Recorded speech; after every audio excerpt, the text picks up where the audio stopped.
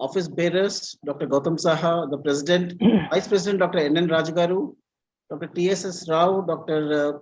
Secretary, General Secretary, Honorary General Secretary, and we have Dr. Om Prakash, sir, who is the editor of IPS, Indian Psychiatric Society. And we have Tufan Pati, and we have other people on the sessions whom I can see. People are still joining in. And we have our chairperson and the advisor for the spirituality and task force, Dr. Avdesh Sharma ji. Now I would like to welcome Dr. Avdesh Sharma ji to say a few words, welcoming words from our spirituality and mental health task force. Yes, sir. Thank you, Dr. Naresh. You know what has actually inspired me in the last about a year is the kind of growth that you see when people start harmonizing together. And this wonderful group consisting of Dr. Rajesh Ray, Dr. Naresh, Dr. Praveer, and all the others who have joined it, right from the president to the vice president and all the EC members. You know, if you also look back, last about 40 to 50 years, not only of Indian psychiatry, but psychiatry at large, then people remembers the name of those who have done a lot of thinking about themselves. And from that, they have come out with insights which have not only helped them as an individual, but in turn help the profession and help people around. You know, there is a big saying in Punjabi which says, Nanak Naam Chaddi Kala, Tere Panne Sabda Pala. So when you grow, your empowerment spills over. It's like a tree when it becomes very heavy, the fruits are shared by all. Prasad is one person whose journey started, our journey started together in hands, and over a period of time. You would see right from Dr. Dinesh Pugra, who has grown from being a son of the soil in India to reach the son of the world. And his achievements are unparalleled. And yet when you know him, he's a deeply spiritual person, although he doesn't like to say that, I know that. But when you interact with him, you can see the qualities. And that's the beauty of being spiritual. You don't have to show, your being itself is enough for people to show. And I'm sure Prasad is going to share some of his insights today. And incidentally, you know, two things that have happened in this area. One is people who say that probably spirituality or culture maybe is not so important in modern psychiatry. And I'm happy that at least there is another viewpoint that's very quickly gaining ground, that without that, the soul of psychiatry is missing. The second is that many a times people have said that, you know, in spirituality, you're wanting to grow by yourself. Whereas all the illustrious people who are there in the panel today, you will see that their growth has actually fueled the growth of whichever area that they have worked in. And Prasad being one such person. So I'd request Prasad through Dr. Naresh, who is now conducting the program, to take over and talk about how this could be a seed which once you keep watering to some extent, then there is no looking back, because being in the flow is something that happens by divine grace. And if it does happen, there is no way to stop it. Thank you very much, everyone, for being here. This wonderful task force has done so much work that I want to compliment it from the World Psychiatric Association's Spirituality and Task Force, the section, because we have done programs together, but I think you are taking it to your heights all over the world. Thank you very much. So your blessing, sir. Thank you very much for those welcoming words, Dr. Avdesh Sharma ji. Now I would like to introduce Dr. Dinesh Pugra, sir. I welcome him as well to the whole gathering of our IPS members. Dr. Dinesh Bugraji is the Professor of Mental Health and Diversity at the Institute of Psychiatry at King's College London. He's an honorary consultant psychiatrist at the South London and Maudsley. It's actually called SLAM, NHS Foundation Trust. He's a former president of Royal College of Psychiatrists. He's a former president of World Psychiatric Association. He's the president-elect of British Medical Association. He's the chair of Mental Health Foundation in 2011. He was awarded CB in the year 2012. He has contributed to The Guardian, the Daily Telegraph, the Times, and the Financial and other newspapers and across the world. His research interests include topics across social and public health, psychiatry, cross-cultural psychiatry, migrant mental health, professionalism in psychiatry, depression, psychosexual medicine, service provisions and decision-making. He has published more than 180 papers in peer-reviewed journals, 100 editorials and invited papers, more than 90 book chapters, and authored or edited 30 books. Thank you, Dr. Dinesh Bugraji, for accepting our request to chair this session. I mean, it's a valuable session from Dr. G. Prasada, sir. Now, I would like you to say a few words. Yes, thank you, sir. Thank you very much for that very kind introduction, Naresh. It's a great privilege and pleasure to be here. I remember when in about 1997, when I got interested in the relationship between religion and mental health, I remember meeting a patient who said to me that you are the first person who's asked me about my religious views or my spirituality. Because generally, I think, and at that time, it sort of struck me that, people who have, religion and psychiatry have a lot in common. But like two neighbors who had fallen out about some dispute over the fence, we'd stopped talking to each other. And what that brought home to me at that particular time, and I organized the first meeting along with the hospital chaplain in the Institute of Psychiatry looking at religion and mental health, which led to the first book that I edited at that time. And Avdesh would be delighted to hear that the WPA-related book, Spirituality and Mental Health Across Cultures, came out yesterday. So just in time for today's event. And for me, I think there are challenges. We talk about biopsychosocial models. And what does social mean in that sense? In many cultures, belonging to a religion, performing those rituals, and spirituality is an integral part of humankind. And it's incredibly important to bear that in mind, that quite often in clinical terms, we focus so much on biology and psychology, and we forget the social factors.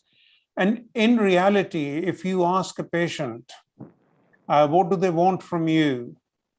What they want is, if they're suffering, no matter what their diagnosis is, no matter what their symptoms are, if they're suffering, what they want is still, they can cope with that. They can cope with those symptoms as long as they have a job, they have a place to live, they have friendships, they have relationships, they have some kind of social circle.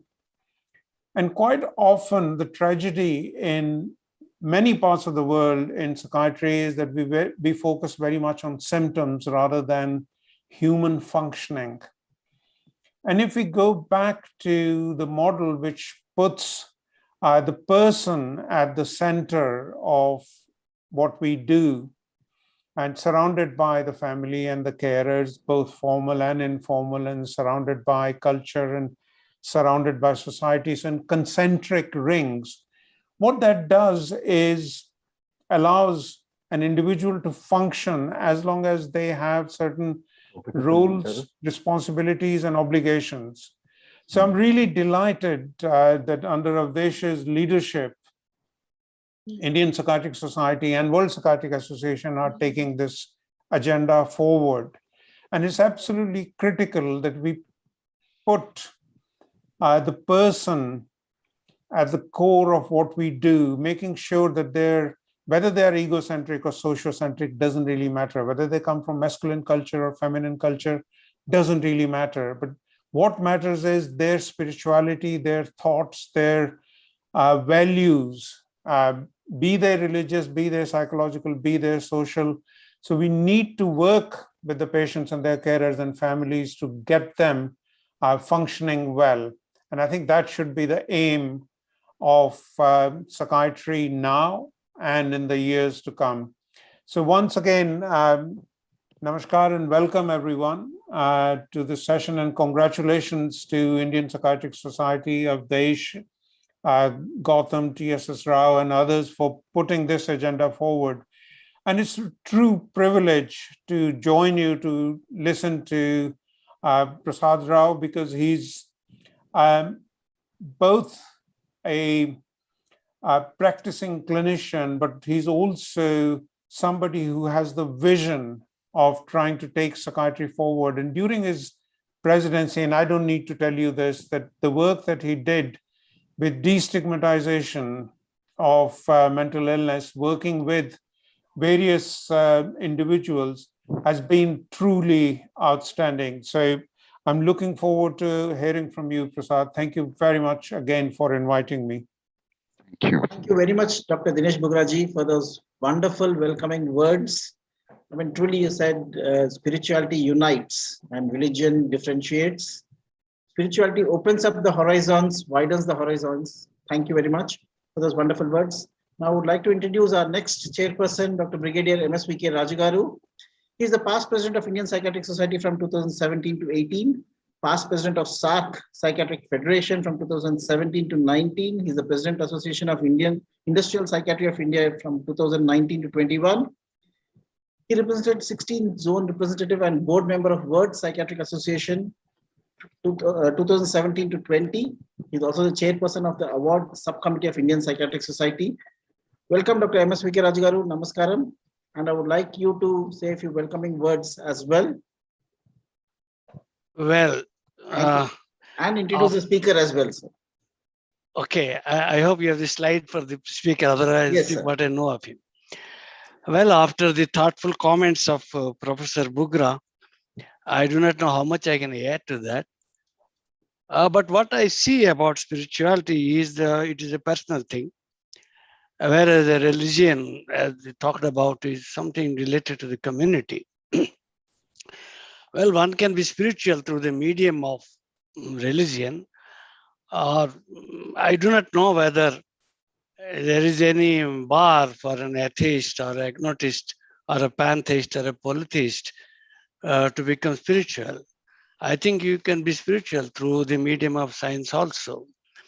As I see the Hubble in the dark space and the small blue globe, the Earth circling around its star and star going somewhere, well, one wonders, where are you in the cosmic scheme of things? And what is the meaning of life, your existence? And the question of inner peace, how do you get it? Well, personally, I was, until a couple of years ago, a religious person. I used to believe in as the Hindu believes, the supreme being is manifest in everything. So I used to believe by culture, by routine, by practice, the family deity. But one questions actually whether it is necessary to believe the existence of God to be spiritual. I don't believe now that you have to believe in the existence of a God to be spiritual. Perhaps personally, I think I'm an agnotist. I mean, it's difficult to know what is behind all the scheme of things and what is the meaning of it all, as Einstein has said, that one can be agnotist, but at the same time, one can be spiritual because you are a small being, big in yourself, but small in the scheme of things, existing in such a large universe, spreading across millions of light years. And where are you, and what are you, and all? And the questions keep coming. But the questions are not disquieting in some ways, but some ways they are very peaceful, because you, as a sentient being, that you are able to feel and think, and you think, therefore you are. So one feels little peace in this. I will call it a disquieting peace in the spiritual context. So that is what my personal equation with spirituality. And I wonder how many psychiatrists are really take this journey into spirituality. There is no end point for that. I believe only 15% of the psychiatrists are really interested in spirituality. But whereas our patients, as we see in our day-to-day practice, they are interested in religion and spirituality. I read a little bit of Quran, Bible, and of course in the Hinduism. So they are comfortable with you if you are, you establish a connect between your patient, and that's what is important, irrespective of whatever your feelings or thoughts about spirituality and a particular religion is concerned. You are there for the patient. You have to establish a connect so that to heal him, to get him out of distress or whatever. So that is, I think one needs to feel humble. Humility, that is, I think, hallmark of spirituality as far as I'm concerned, that you are doing your little bit towards your fellow human beings. And that, I think, is spiritual as far as I'm concerned. So thank you for giving me this opportunity. I hope I made some meaning what I said, but that's what I feel. And I put across my personal things in this, since it is asked. Well, coming to Prasada Rao Garu, there is a slide. Is my brother? He calls me.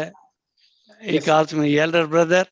But I know him a deeply religious person, and he always brings a blob of prasadam for me from his family deity whenever we meet. And this has been happening over the last half a dozen years. And he always has blessings, and whenever he puja, I believe he always mentions my being to the gods. So that is what is Prasada Rao Garu. And when you see him, always there is the Lord of Seven Hills behind him. And that's what is Prasada Rao Garu. So probably he is approaching spirituality through his beliefs in the God as he believes it. Well, coming to him, we know him, that is a past president of Indian Psychiatric Society, president-elect of the Asian Federation of Psychiatric Association. Come to think of it, as per Professor Bugra, he is already president of British Medical Association, not president-elect. His advisor, private psychiatry specialty section, is editor, Indian Journal of Private Psychiatry, president of Indian Association of Private Psychiatry. Of course, immediate past president of biological psychiatry. That was wonderful programs in Mumbai. Sometimes he doesn't call me. Expert committee, member, guidelines, schizophrenia, federation, biological psychiatry. A member, well, so many of things. He has received many awards. S.S. Jairam Award twice, Bombay Psychiatric Association Award, Indra Ram Subba Reddy Award, private secretary. I was there when he received it. And IAPP Award, Government of Andhra Pradesh, British Indian Psychiatric Award of Excellence, Pune Indian Psychiatric Society Award 2016, and Asha IAPP Award, and double blind trial by Indian Institute of Disorders. He got an award for that. He has multiple research articles and publications. He's a professor. He guided many students, and he is loved by all. And that is what Prasada we know. And it is a very honor for me to be here to hear him along with you all about spirituality and his personal journey into spirituality and his impressions of the relation to psychiatry.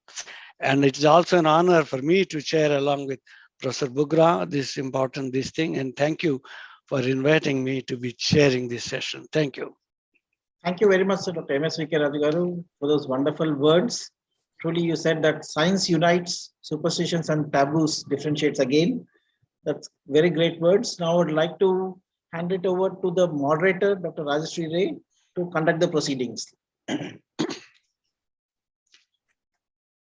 Thank you very much, Naresh Bhai, and my very good evening to all of you, especially to our chairperson, sir, and Prasada, sir. Of course, I must just say, for those who may not know, that twice a week from the spirituality section of Indian Psychiatric Society, we run a very early morning group called Awakening with Scriptures. And I really look forward, more than the scripture itself, the way Prasad Rao sir interprets and incorporates his personal takes, personal messages on spirituality as written in the scriptures is absolutely mind-blowing. It's so very easy, as if it just comes to you naturally. So when we were discussing with Prasad Rao sir, so what would you like to say today? What would be a topic? He just says, and he calls us endearingly Amma. He said, Amma, I want to talk about my personal journey in spirituality and psychiatry. And I said, wow, that's fantastic, sir. So thank you for being with us, sir. And Professor Bugra, sir, probably you may or may not remember, you hold a very special place in our family, because both myself in 2005 and my husband 2 years later were awarded the Royal College of Psychiatry membership certificates in UK. And so you will always be part of my family, because our pictures are always there on our walls. So Professor Bugra, sir, thank you very much for being with us. And MSBK Rajesh, sir, you've always thought of us as your daughter. So thank you. Thank you all. I just want to start with a beautiful quote by Tagore, who said, if you cry because the sun has gone out of your life, your tears will prevent you from seeing the stars. Yeah. So I just think, spirituality helps you to opens up your vision. And I'm glad we are those 15%, or we are one of those 15% of psychiatrists who believe that spirituality has an essential role in mental health. And before I request Prasad Rao sir to start, and then it's a very interactive session talking about a very quick few lines from Rumi. I'm very fond of Rumi in philosophical thoughts. He said, when I run after what I think I want, my days are a furnace of stress and anxiety. If I sit in my own place of patience, what I need flows to me and without feeling. For this I understand that what I want also wants me, is looking for me and attracting me. There is a great secret here for anyone who can grasp it. So Prasad Rao sir, we probably are attracted in a lot of ways in this universe, in this cosmos. And with that note, over to you, sir. Thank you very much. First of all, I would place on record the wonderful invite by Rajesh Ray as the chair, and Dr. Naresh as the co-chair, and the team from the spirituality from the Indian Psychiatric Society for considering me to give this talk. I start with this opening slide. My personal journey in spirituality and psychiatry is a photo from Chicago. And very immediately, you all will remember Swami Vivekananda's speech more than 100 years back. And Swami Vivekananda, I studied in Vivekananda school during my Ramakrishna mission school, it's called, in Vizag. And I was very much kind of initiated into the thoughts of Vivekananda were quite yet young. But at this point of time, why is this slide not moving?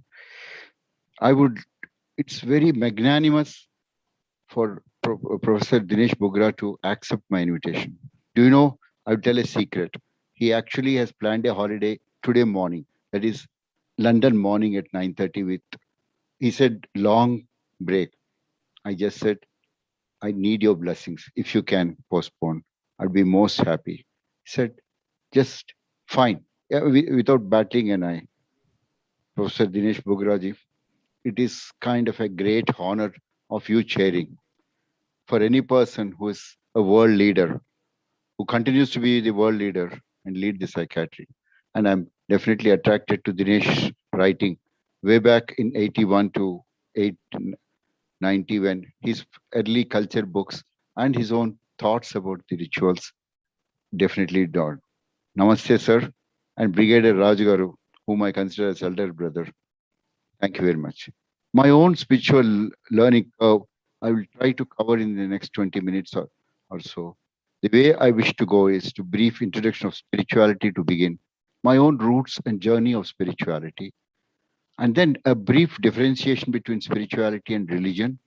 I think this has already been dealt by the learned chairs, both of them in their own way actually covered a little bit or a large bit of the cake, which I'm going to talk. And finally, the association of my own spiritual journey to the mental health and what I picked up over the time. A very brief conclusions. I start. These are my parents. My father is a professor of psychiatry, a professor of pharmacology, and my mother. My roots for spirituality started from her. Some of you might be surprised, but I'm a Brahmin's boy. So I started my spirituality way back at my age of 4.5 to 5 years, when I used to cook food for the entire 5 family.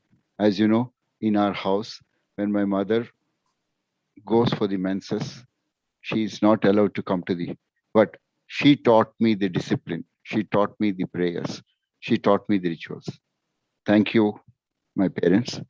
But I would also like to quote Albert Einstein. I think the most beautiful words, and the next 2 slides is the way I adopted my my religion consists of humble admiration of illimitable superior spirit, which reveals himself with the slight details, and we are able to pursue with often with our feeble mind. I think I'm terribly attracted about this quote way back in the year, I think it's 1981 or 82, during my early days in psychiatry. But I think Albert Einstein is highly kind of an intellectual. The Elizabeth Ross, spirituality is a brave for the truth about fearless peering into the mysterious nature of unknown, you might say. In my spiritual journey, my loving wife, we both journey together. We continue to do that even today. But she would be critical many a times to explain to me there are certain things, and both of us learn.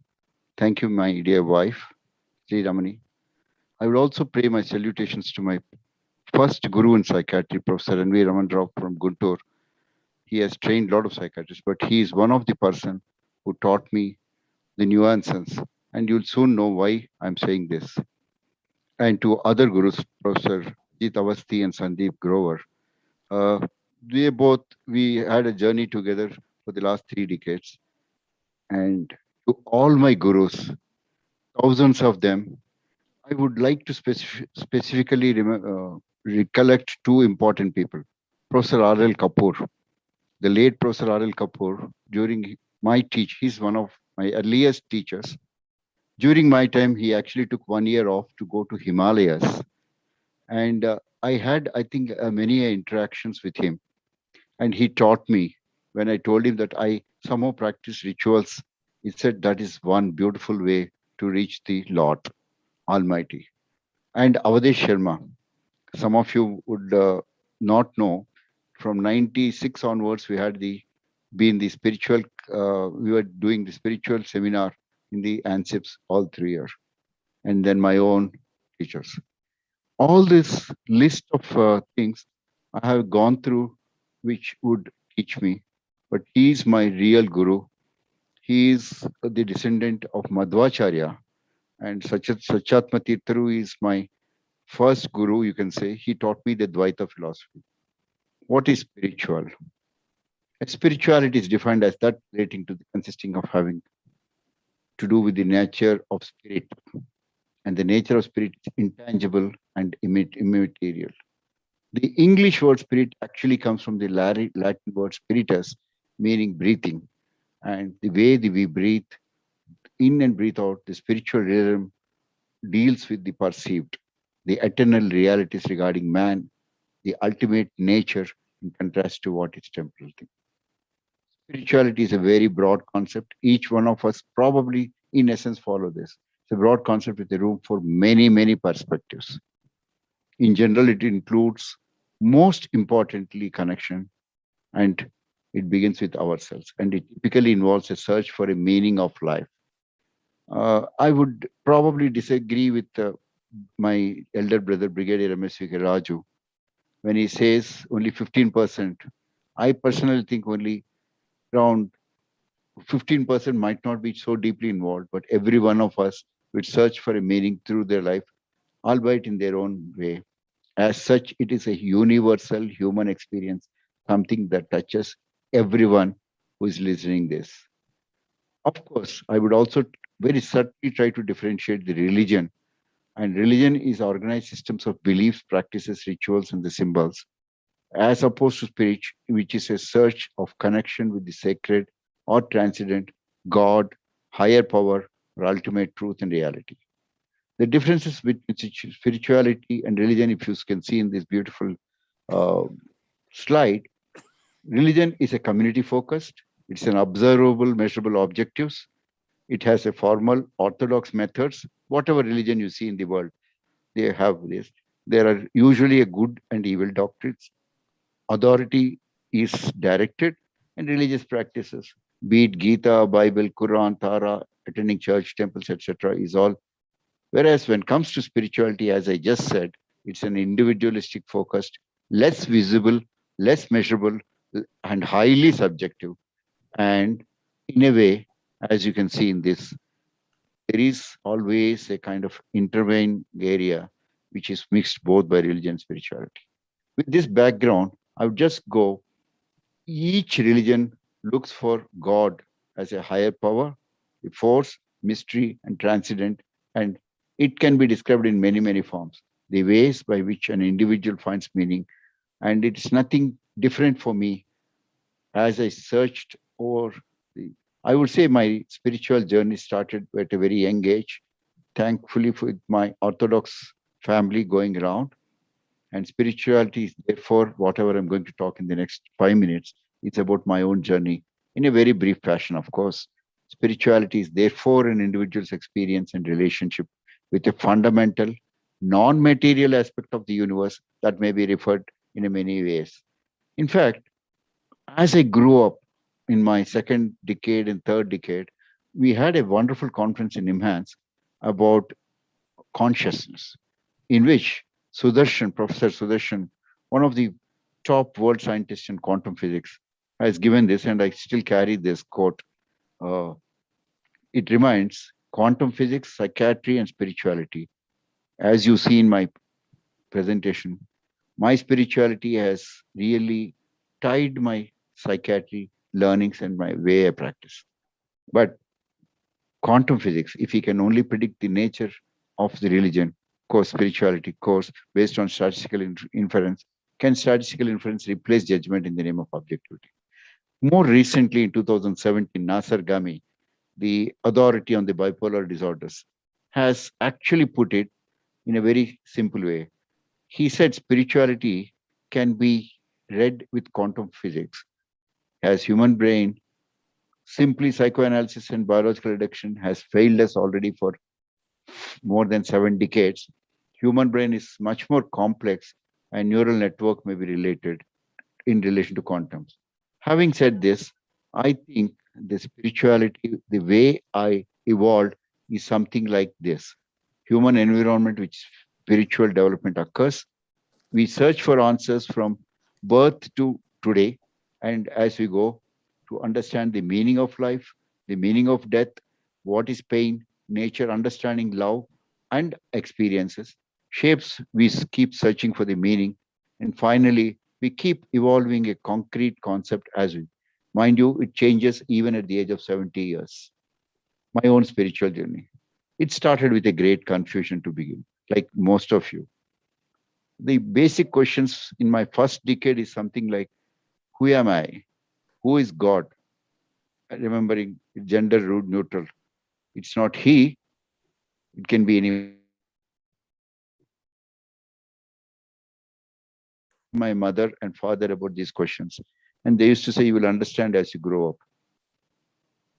But having said that, it started in my very early first decade and second decade with blind praying. Immediately after bath, I would go and spend some time praying, Lord. I think those days, give me memory, give me first rank, give me good marks, give me good medals, give me praises. But slowly but surely rituals followed in my life, especially after my Upanayanam.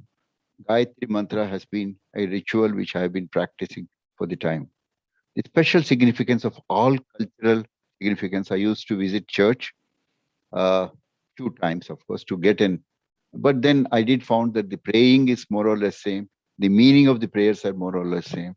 We used to pray everywhere that we should be good and our sin should go away and we should get punya. Punya, incidentally, doesn't have an English equivalent. There is papa or sin. I did visit Puttaparthi Sai Baba just to see. He is a miraculous man where lakhs followed him. I did visit Buddhist temple. So this was a stage, I would say, till my undergraduation. These two are symbolic of Hinduism, of course, Havans and Vratas. For me, immediately after marriage, this has been a pattern. And luckily, my wife has always followed. Whenever we wanted to do, she never said no. And the most important, my initial steps of spirituality started because my undergraduation was at Tirupati, and I belong to Tirupati. And Tirupati, as you know, and as you can see in the symbols, is the place. But phase 2 was a phase where I had a lot of confusions. I would say between 20 to 30 or 35, it was not clear what to achieve in life spiritually. Is it the moksha? What do you mean by moksha? Is it going to sit with the God? Or are the paths of reaching moksha? And the confusion of why to live, what to study, and which specialty. Remember, I was passing through the undergraduation during that time. I definitely chose psychiatry because it has been my passion. And during the 20s and 30s, I started using meditation, yama, niyama, pranayama, pratyahara, and of course, asana and dharana as I practice when I entered the phase 3. This is post-marriage, I would say. I started looking for my spiritual gurus. In a real sense, I started with Advaita and then went to Dvaita, which is my own. The ritual fasting started at the age of around 25 to 30.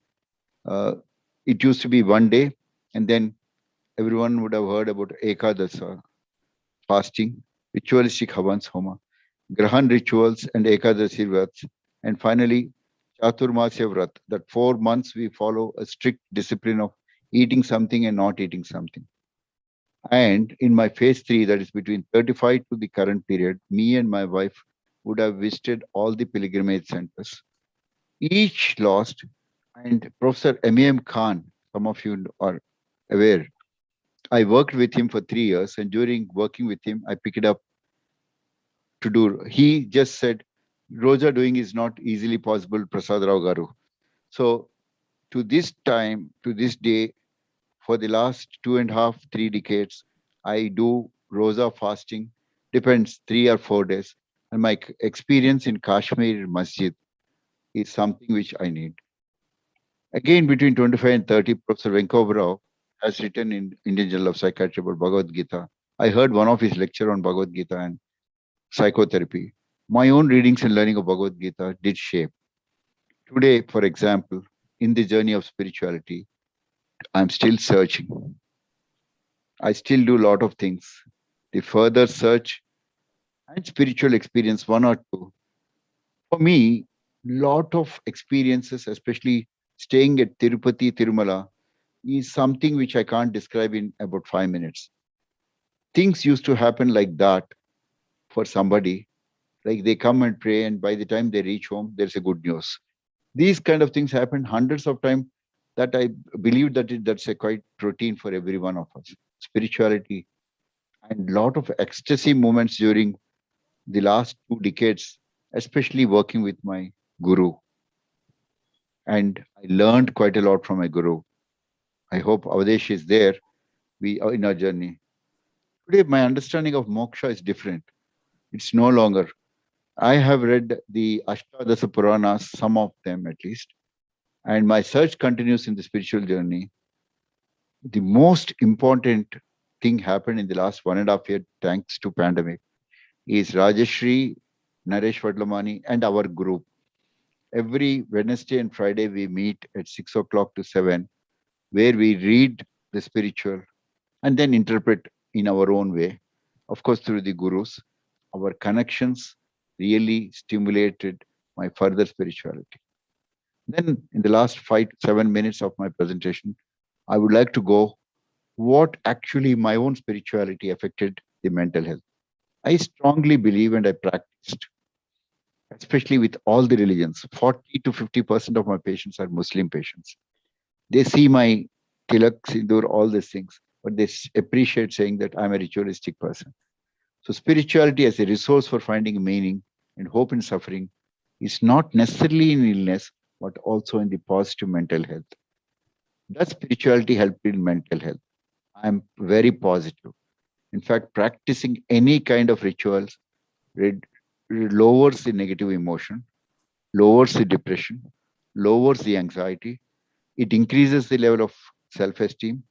It lowers the levels of anger, hostility. I always prayed and I always believe, and this is not my own experience. A lot of work which I quote here in these publications over the last 2 decades clearly shows spirituality. And thankfully to Dinesh Bugra, who has given a big slot for the spirituality section. And right now, I am also part of that. Is there any role for spiritual dimension in mental health? The simplest answer or the correct answer is yes. Spirituality and mental health go hand in hand. It leads to the connectedness. It helps you to connect with the patient. I think Dinesh Bugra very nicely told about the story, and I'm thankful for him. It increases your own self-awareness. It becomes aware of each one of us will become aware of our own weakness. It learns to forgive himself, and also in a way it forgives others. So it helps if you practice the spirituality in your way, release the feelings of guilt. So this part, I'm quite sure. In fact, some of you would be surprised to see this. This is NTR, the ex-chief minister, and almost a godly figure for us Andhrites, because all Lord Krishna, when we want to fantasize, we only fantasize N.T. Ramarao. So Bhagavad Gita and psychotherapy, I started practicing way back, 2 decades back. I use the principles, of course, the karma theory and all. And this has been going on. I might not. And there was one paper which I published on this. Does spirituality help in mental health? Again, it connectedness to God, actually connectedness to the people. It helps to cope you in the adversities of life. There are very many examples. I think I can't quote in a 10-minute lecture, but prepares every one of us to the death. Almost all religions talks about, and Bhagavad Gita is one great example through therapy when Lord Krishna has told Arjuna how to go about these adversaries. It also connectedness to God. It also helps in connectedness to others in positive relation. For a positive mental health, I think spirituality is needed. Most important, I personally believe, forgiveness is the one which is taught by every religion. And it reduces the feeling of hostility, anger, and it increases the positive method of coping. Most important as we grow further, the negative emotions. Today, our neuroimaging evidence is quite clear. By simply Om chanting, by doing any ritual, the bilaterally prefrontal gets activated as well as cingulum. This is a consistent imaging findings on the meditation. Likewise, spirituality gives perspectives for the importance of positive human virtues of gratitude. Gratitude, hope, guidance and protection. I think very many a times we have our own ego, but it slows down and gives a proper bi-directional perspectives for us. Finally, I think spirituality helps in preparing ourselves for death. Some religions talk about afterlife, death after life. Some don't, but in general, Hinduism, for which I was a kind of a student and continue to be a student, we know that it's a cycle of birth and death, and we go through all the janmas based on what we practice. In fact, I would close with this following 2 slides. Spirituality and positive psychiatry, the modern aspects of psychiatry which is being promoted. Again, during Dinesh's time, I heard Dilip just talking about this. Spirituality is therefore an individual experience of and relationship with fundamental, non-material aspect of the universe and connecting the multiple dots, gaps, filling that may be referred to us in many, many ways. I think each one of us listening to me today have the same positive energies passed through spirituality. In fact, there are very, very many studies which have shown that religious involvement in spirituality are associated with better health outcomes, including greater longevity, coping skills, health-related quality of life. I would close my lecture with a blessings to you. This is a Vedic blessings to all of you. It simply says you go through the positive energy. So thank you so much. So I am still in search of higher spirituality learnings. And thank you, Naresh. Thank you, Rajesh Ray. Thank you, Dinesh, for being along with MSVK Rajgaru in my journey today as well. And I'm quite humble in my way. I think like this, again, Chicago, I started with Chicago, I'm closing with Chicago.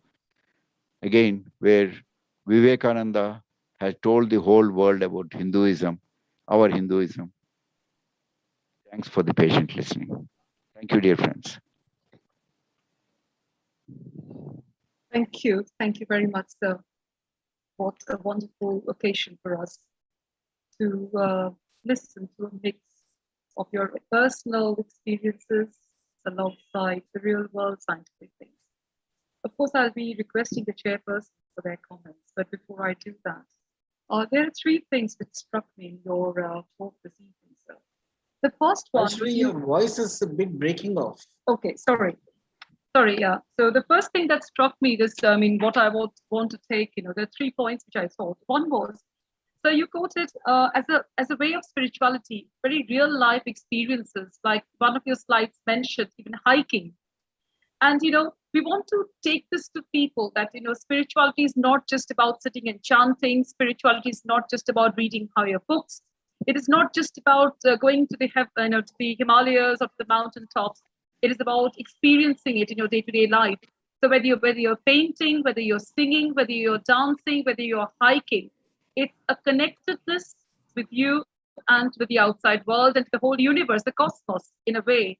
And that gives you a sense of oneness, which helps to break the ego boundaries, helps to break the attachments, which comes along with disappointments in life.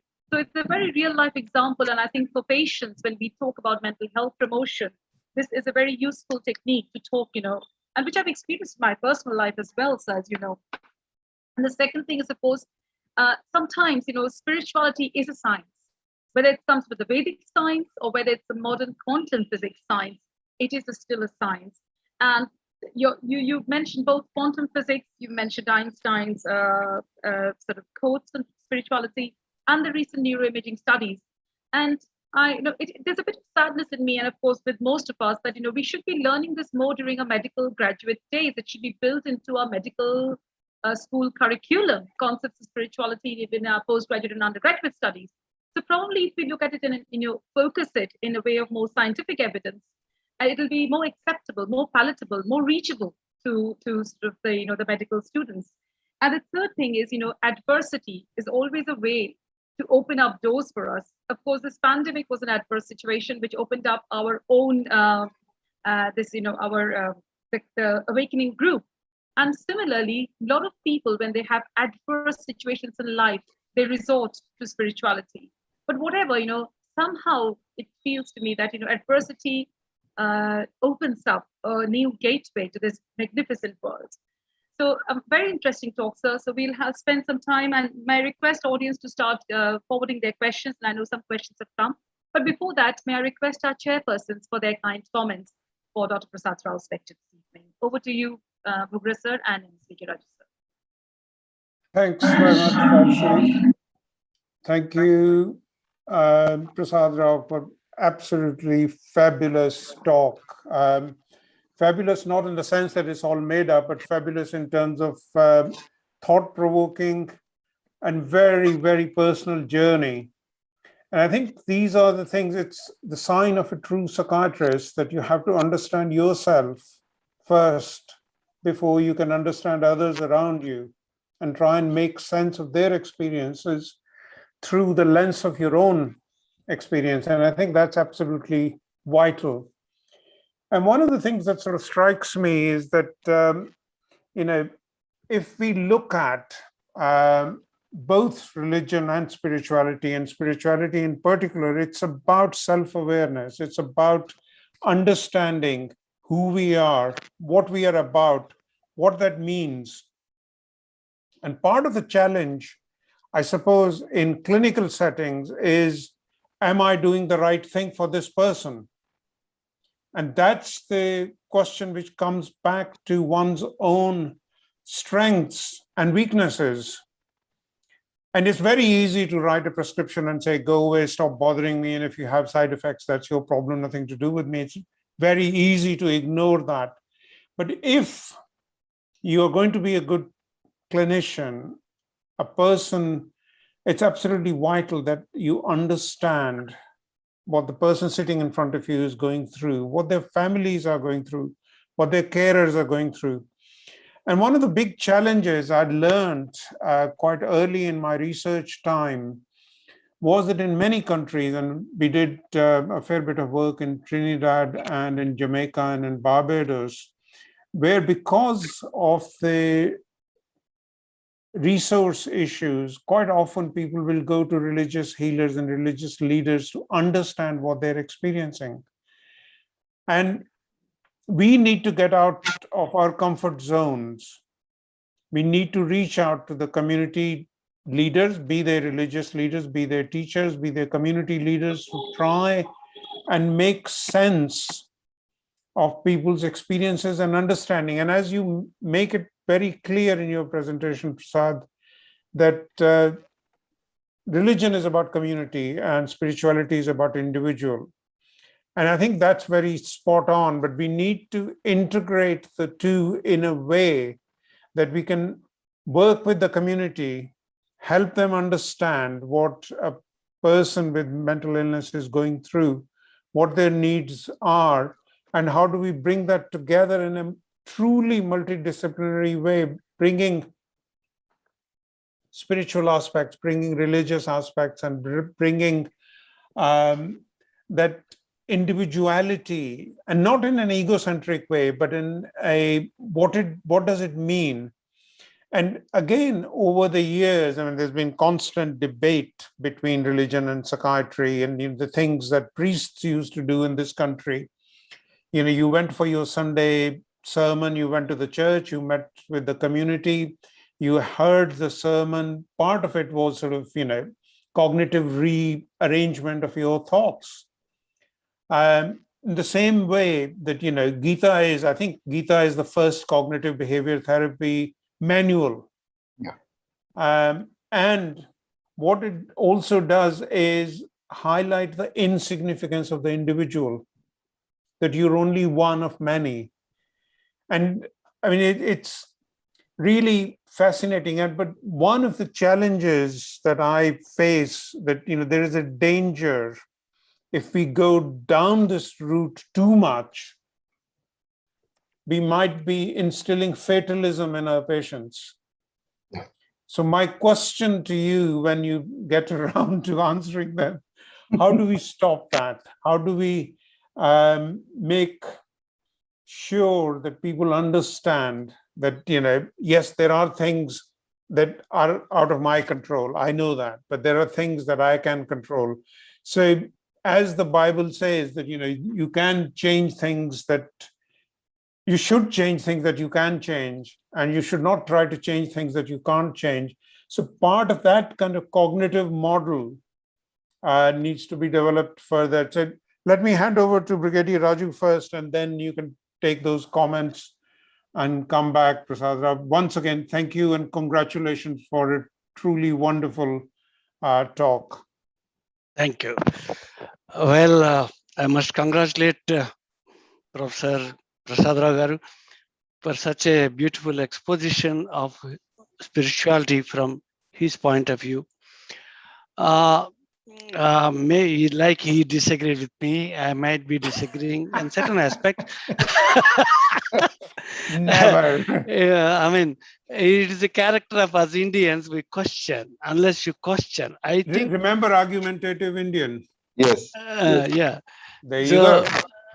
so we are questioning people. We are argumentative people. So we don't accept anything as a dogma, like in certain other faiths, maybe. Questioning, I think, is the foundation of spirituality. Dogma of a existence of a God, somehow I'm not able to accept it. But spirituality, as Rajeshri has pointed out, one need not go to the Himalayas to get spiritual about things. It is there in everyday life. And Professor Bugra said, am I doing the right thing? I think that is the foundation, fundamental thing about spirituality. When you are with a fellow human being, are you doing, sometime as a human being, there is, I mean, you do things which you do not like when you introspect, then you have to be ruthlessly honest yourself when you introspect. And that, I think, is spirituality, you see. So overall, I think is a wonderful way of hearing thoughts. And I remember somebody has said, we take food, bhojanam, we do, atma bhoj, that was important, food for thought. And that, I think, is what we are going through. It's a wonderful opportunity to hear things from all, and thank Rajeshri once again to Vadlaman Garu for giving this opportunity to share thoughts and to hear you all. Thank you. Thank you, sir.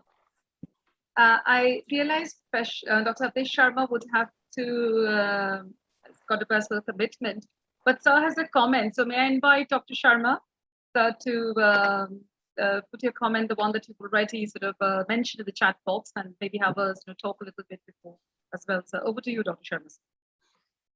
Thank you, Rajshri. Life is what happens when you're doing something else. And I think that has been what has been happening to psychiatry. Dinesh talked about Trinidad and Tobago. About 30 years back, I was on a tour of Sikkim, which is a state in India. And there was one psychiatrist who was a military psychiatrist, Dr. Sharma, and who was also providing help to people in general. I always wondered what is happening to the rest of the population. And actually, Dinesh, it's not only about resource-starved nations or communities. It's also UK and Europe and America, where people are looking for alternatives because they are not happy with what is happening. And even if you were to look at the numbers, WPA has less than about 250,000 psychiatrists for a population of 7 billion. I mean, where is the proportion? So even if you were to talk about people who need help in terms of psychiatry, they are getting it from other sources. Let's not delude ourselves. If you're talking about mental health promotion, we have nothing to offer for promotion. We have nothing to offer beyond medication for prevention. And if it's a question of just trust, when I can trust a psychologist, I can trust a general practitioner when they have not been trained in mental health in any way at all. So about 20 years back, actually, I took a small journey of myself. And I looked at people who were coming to all these places of worship or spiritual organizations, and more than half of them were those who would classify to be having a mental health issue. And a large number of them felt that they got better. Yes, like Dinesh said, and what Prasad alluded to, is where do we draw the balance? And I think the balance needs to come only when I know myself. And I would invite each one of us to go through depression once in a while and find out if you would go in for medication yourself. Most of the mental health professionals don't. And that's also the truth. So I think somewhere knowing what others are offering in the community and having allies with those who are offering certain kinds of services, and then being able to handle our resources wherever required, and partnering with those who are offering other services could be a win-win situation, not only in terms of providing services, but also creating a better mental health in the society, because mental health is too important to be left only to professionals. Exactly. Thank you very much. If I may, I have to leave for something. But it's wonderful to see Dinesh ever green. And I think that's a part of his inner growth always. And the same. He's always young in heart and young in mind and young in looks. Everything young. I have a very good plastic surgeon.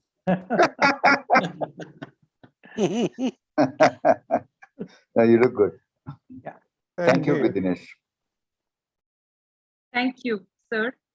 Before we usually, when we have quite a few of our senior psychiatrists from the Indian Psychiatric Society here, and Dr. Vadlamani will be sort of requesting them to speak soon. But before that, there is a question, or in fact, there are two questions from Dr. P.K. Mishra, and I will take up one of them. He's asked, Dr. Prasada Rao, sir, what causes momentary ecstasy feelings with piloerection while meditating or even appreciating the natural beauty in the flow of river or the colorful patterns in the sky? So what is this that gives you this static feeling? Yeah, that's, I think, a wonderful question, which every one of us would have experienced at least sometimes in our life, some little more. When, as I think the question clearly shows, we get the ecstasy feeling essentially as it's a personalized reaction. It's a reaction of a simple drive of dopamine, I would say. And dopamine, the frontal circuit actually gets activated. And then the same thing happens in spiritual experience. If some of you would be also agreeing, Maslow actually talked and studied few of the top people, including Mahatma Gandhi and Martin Luther King. And he came out that the so-called great leaders have many more times a higher experience of these ecstasy moments. And I personally think spirituality, when we practice, each one of us, when we do a prayer, like Durga Puja on the Dasara time, when we see the idol itself, our own body actually shows a thrills, the thrills. And these kind of moments actually occur many a time. I would also like to answer Dinesh's question. Yes, I would fully agree with your comment. How much should we go? And my patients always taught me when we talked about it, I will have to be very careful. We'll have to first identify whether they're, so I would first make sure whether they're believers of God, they can be Muslim, Hindu, or whatever. And then very appropriately, I have used mostly Bhagavad Gita's principles, karma, siddhanta, and all, as an example to quote some other of their behavior and then make them accept certain things. And of course, Quran I have used sometimes. I have used Bible sometimes. The little, because I have gone through reading Bible and Quran as well. But I think moderation is important. When to use, how much to use, what to use is probably is a practice point you learn. And always your patients are the limiting factors. They tell you, doctor, you're crossing your limit. By subtly or openly, somebody might argue. I think that's a very good point, because that allows you to, as a clinician, to set boundaries and share. The danger is that we should not be enforcing our views on anyone. It's a dialogue, and one needs to be aware of that. And I think one of the big challenges, certainly in the UK, when we went under the first lockdown, the Prime Minister wanted volunteers. He wanted 250,000 volunteers, and 750,000 people signed up. So there is human capital that we can use to train, educate, and get them to start thinking about their own mental health, but also other members in the community. So I think we need to get out of our comfort zones, out of our clinics and out of our hospitals, be out in the community to try and work with the community to provide. There will never be enough resources, no matter what we do, no matter how much we scream and kick. But how do we use what we have appropriately, and reaching out is the solution.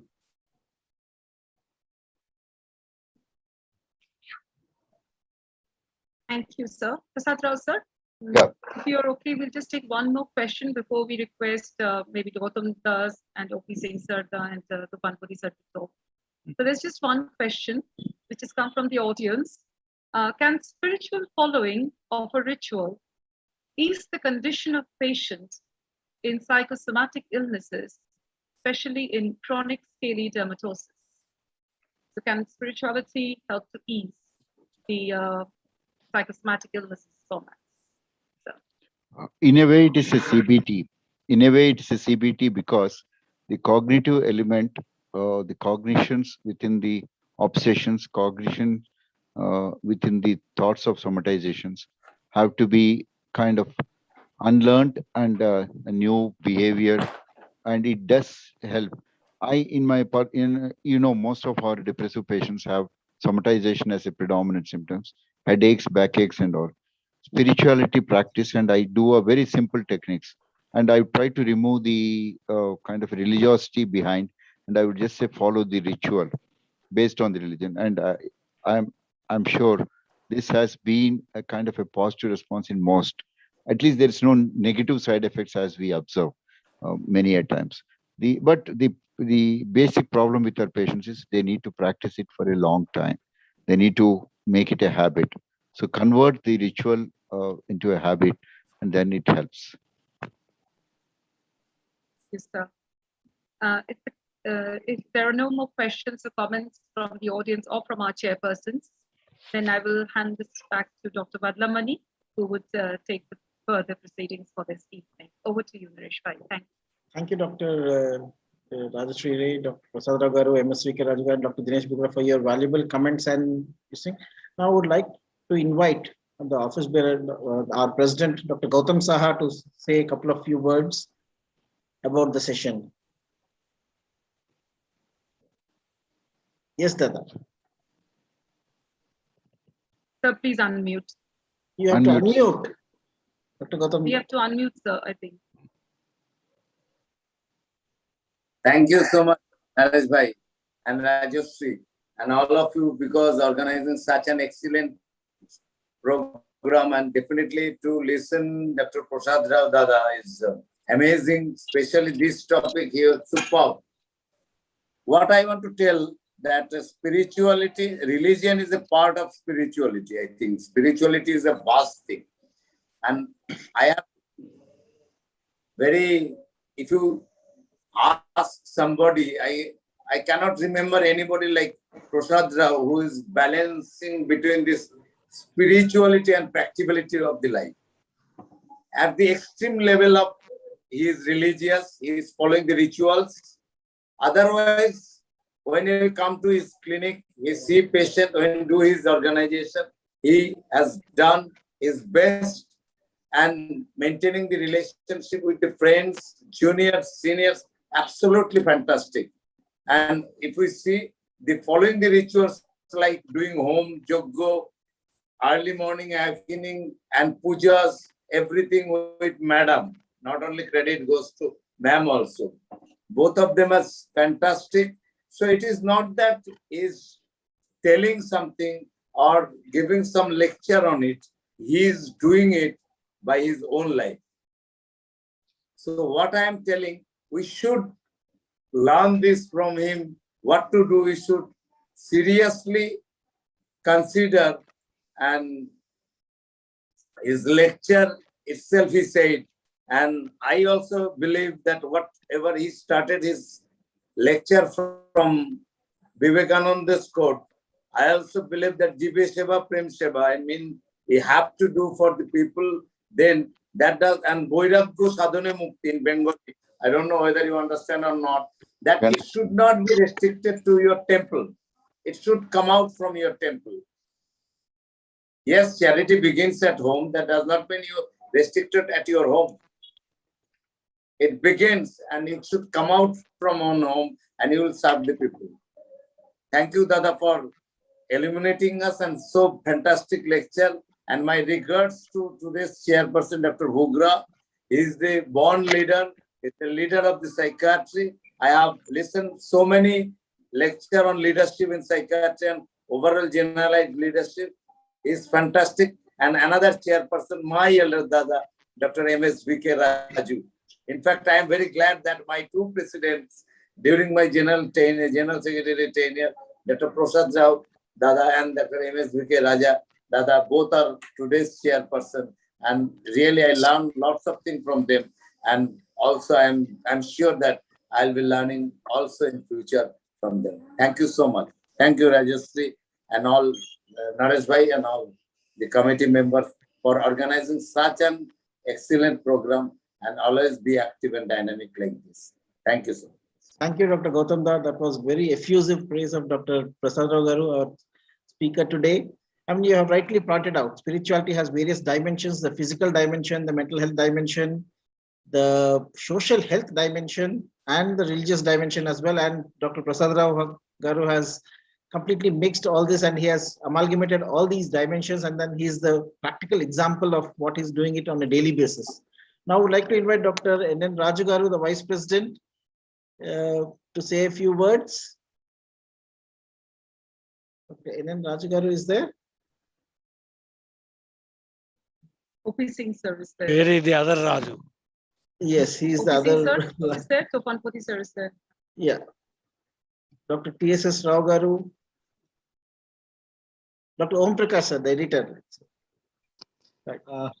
Thank you for this wonderful evening, I must say, and I must say that this has been a wonderful speaker, Dr. Prasad Rao, and his spiritual journey. We are aware of his spiritual journey and his wife's journey, and we are wherever we will try to emulate him. It is a very difficult task, but we have been following him for so many years and observing him. So maybe we will learn something someday. And of course, both the chairperson have contributed a lot, Professor Bhugra and Professor Raju. Again, we have been followers of them. They have been doing wonderful things for the people, and the mental stamina they show, and that is simply wonderful, and that cannot be possible without being spiritual. So for us, this journey, and regarding patients, I must say that I just jokingly asked the patients, and if they said they believe in God, then I will say, why you are worrying? If you are believing, and if you are worrying, that means you are not believing. There is something wrong with you, wrong with your belief. So either you are believing or you are not believing. If you believe, then everything will be taken care by the God. And if you are not believing, then it's fine. And sometimes it works, sometimes it does not. And but of course, we need a connect with the people, and going beyond ourselves and thinking of community is important, and being a spiritual in that sense. So thank you, everyone. And thank you, Rajshri, Naresh, and others for Odesh for bringing this program to us. Thank you. Thank you, Dr. Om Prakash Ji, for those wonderful words. Now I would request Dr. Tupanpati Ji, who is here, to say a few words. Dr. Tufanpati Ji.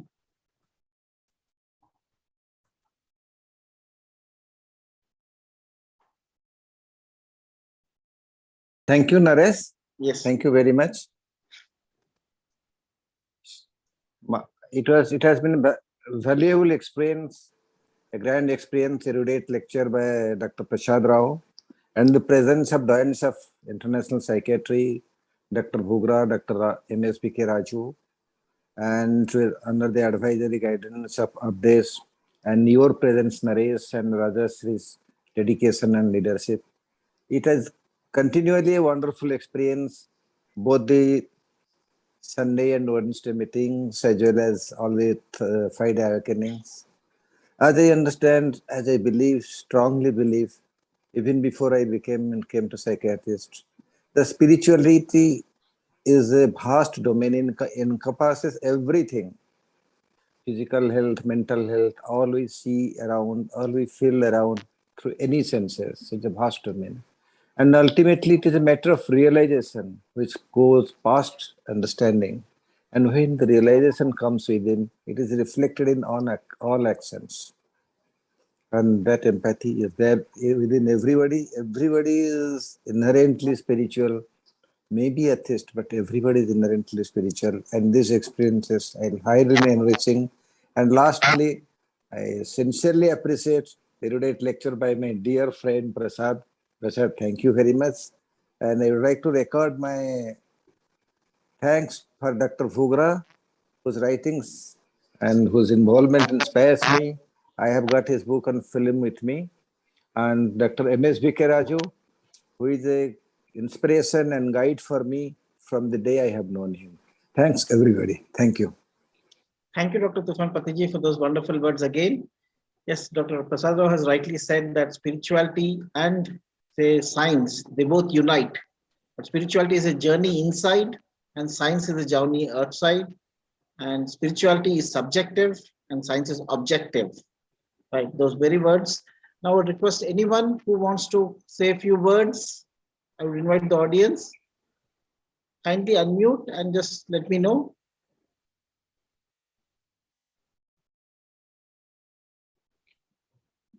Namaste, I am Dr. Sharma from Yes, Hyderabad. I posted my question already.